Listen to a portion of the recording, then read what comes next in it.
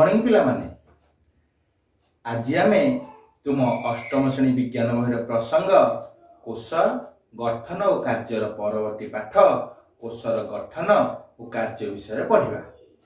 तेबे पिला माने आमे माने जानिछे जे प्रत्येक जीवर शरीर रे अनेक अंग प्रत्यंग रहिछि। अंग प्रत्यंग गुड़िक नाम होछि यथा हाथ, गोड़, आखि, कान, नाक, फुसफुस, यकृत, हृत्पिंड इत्यादि। तेबे पिला माने एही सब अंग मध्यरु परिपाक अंग हेउछि अन्यतम। परिपाक तंत्र थिया विभिन्न अंग कौन करे ना खाद्यर पचन, अपशोषण, आत्मीकरण, बहिष्करण परि विभिन्न कार्य करथाय। परिपाक तंत्र भली गोड़ मध्य चालिबारे साहाय्य करिथाय, फुसफुस श्वास क्रिया करिबारे साहाय्य करिथाय। मनुष्यर ए जो अंग प्रत्यंग जो काम करे विभिन्न जीव तथा हाथी, घोड़ा आदि जीवंकर सेही अंग गुड़िक सेही प्रकार कार्य करिथाय। सेही परि उद्भिदर विभिन्न अंश रहिछि। तेबे से गुड़िक कौन कौन तुमे जानिछ? तेबे मु आउ थरे तुमको मने पकई दउछि। उद्भिदर विभिन्न अंग गुड़िक हला चेर, कांड, फल, फूल, पत्र। उद्भिदर मध्य विभिन्न अंग गुड़िक भिन्न भिन्न कार्य करिथांती। उदाहरण स्वरूप चेर जेपरि भाबरे माटीरू जल और खनिज लवण संग्रह करिथाय, पत्र सेही परि भाबरे आलोक श्लेषण प्रक्रिया रे खाद्य प्रस्तुत करिथाय। एवं ए खाद्य प्रस्तुत बेले वायुमंडल रु अंगारकाम्ल ग्रहण करिथाय एवं वायुमंडल को अम्लजान त्याग करिथाय, जहाँकि जो अम्लजान आमर श्वास क्रिया दरकार पड़ी थाए। तेबे ए जो अंग किपरि सृष्टि हेछि पिला माने केतक कोश केतक समरूपी और निर्दिष्ट कार्य करुथिबा कोशर समाहार रे टिश्यू गठित होई थाए। मु आउ थरे कहि दउछि, प्रथमे केतक समरूपी और निर्दिष्ट कार्य करुथिबा कोशरे समाहार रे टिश्यू गठित होई थाए। सेही परि भाबे जीव शरीर अंग प्रत्यंग एही टिश्यू मानकर समाहार रे होई थाए।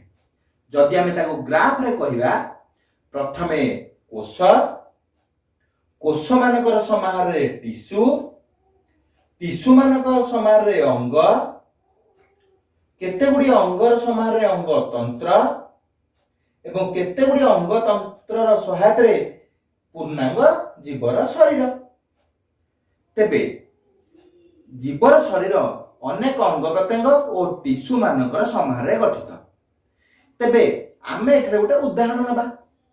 देख पिला माने गोटिए मनुष्य शरीर रो कोशरु पेशी टिश्यू गठित होइछि एवं एही पेशी टिश्यू रो समाहार रे हृत्पिंड गठित होइछि एवं एही हृत्पिंडटी मानव शरीर रे रक्त संचालन कार्य करूछि।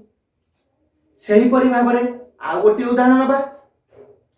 एथरे टिश्यू प्रथमे कोश अछि, कोशर समाहार रे टिश्यू गठित होइछि एवं एही टिश्यू रो समाहार रे परिपाक तंत्र गठित होइछि एवं परिपाक तंत्र रो समाहार रे हमर परिपाक तंत्र जीव शरीर रे खाद्य ग्रहण, खाद्य पचन, आत्मीकरण, बहिष्करण आदि कार्य करुछि।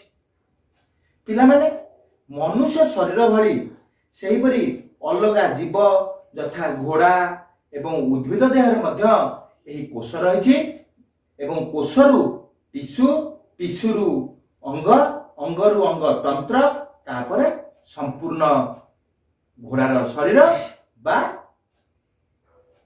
उद्भिदर शरीर। देख एठारे प्रथमे चित्र देख चित्र रे प्रथम ऊपर चित्र रे कौन अछि ना गोटे घोड़ार चित्र अछि एवं घोड़ार शरीर कोठु आरंभ होइछि ना प्रथमे कोष कोषरु टिश्यू टिश्यू रु अंग अंग तंत्र एवं ए अंग तंत्रटी घोड़ार शरीर मध्य समाहित होछि से भली तळ चित्र देख तळ चित्र रे हमर प्रथमे कोष कोषरु टिश्यू टिश्यू रु गोटे उद्भिद गोटे अंग एवं अंग परे ताहा जाई कोन हेछि ना संपूर्ण उद्भिदटी केते गुडी अंग मिसी संपूर्ण उद्भिदटी परिप्रकाश हेछि तेबे पिला माने एथुर आमे कोन जानले ना कोष हेउछि जीव शरीर गाठनिक एकक पिला माने तेबे आमे जदि एक ग्राफ रे परिप्रकाश करिबा प्रथमे प्राणी कोष कोषरु टिश्यू अर्थात केते गुडिए समरूपी कोष रो समाहार टिश्यू तयार होइଥାଏ टिश्यू पर जिबा अंग एवं ए अंग टिश्यू रो समाहार तयार होइଥାଏ या पर हम जिबा अंग तंत्र एठारे हम गोटे उदाहरण अछि परिपाक तंत्र रो कि परिवर्तित होइଥାଏ ना गुडे अंगर समाहार अर्थात परिपाक तंत्र गठित होय पई पाटी ग्रसनी निगल पाकस्थली बृहदंत्र क्षुद्रांत्र मलाशय दरकार ए सब अंग गुडिक समाहार रे परिपाक तंत्र तयारी होछि एही परिपाक अंगटी तापर कोन हेछि ना जीव शरीर रे समाहित होछि एही भली भाबरे विभिन्न अंग प्रत्यंग तयारी होई जीव शरीर रे समाहित हुए ओ एक पूर्णांग जीव रूपे परिप्रकाश पाए एवं कोष र कार्य एही भली भाबरे अंग रे परिशेष अंग रे परिणत होई ताहा विभिन्न कार्य करथाय तेबे आउ थरे आमे मने पकई देबा जे कोष हेउछि जीव शरीर र गाठनिक एकक तेबे पिला माने आजि तुमे कोषर गठन और कार्य संबंध रे जानिलो तेबे पिला माने आजि पई एतिकी धन्यवाद।